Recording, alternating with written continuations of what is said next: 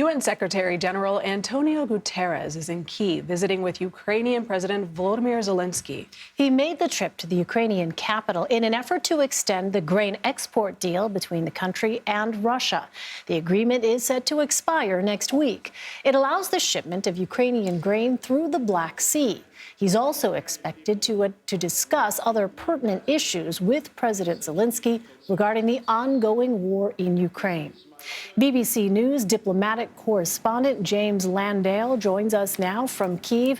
James, thanks very much for being with us. Does it appear at this moment that the UN Secretary General will be able to shore up this grain deal before it expires next week?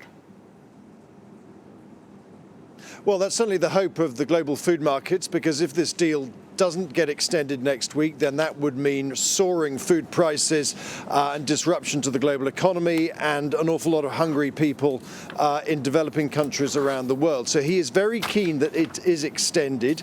Essentially what he wants to do is to make sure that both sides, Ukraine and Russia, do not add extra issues to this deal. They don't complicate it so that it can go through with a hitch. That's why he was here in Kyiv today, to talk it through with President Zelenskyy, and the expectation is to try and address some of Russia's concerns in coming days.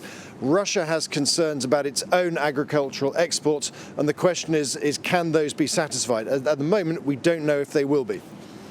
James, what would the fall of Bakhmut mean for the future of the war in Ukraine? How significant a loss would this be? All the experts say that it has very little military significance. It's not a garrison town, it's not a transport hub. But clearly, if it did fall, that would be a propaganda victory for the Kremlin. It hasn't had many victories in recent months. It would be a symbolic loss for Ukraine. But essentially, it would simply mean that Russia would move forward a bit, but it would then come up against substantial fortified positions just down the road. So it would mean a modest advance, as we've seen in recent months, but no more than that. James, there are reports from the owner of Russia's Wagner mercenary group that his forces are beginning to run low on ammunition as they battle for control of Bakhmut. What more do we know about this, and how could it play into the next few days of fighting? Well, Western officials have made it very clear that they think Russia is facing real pressure on its supply lines. Mr. Prigozhin has been very vocal in complaining to Moscow about his lack of ammunition.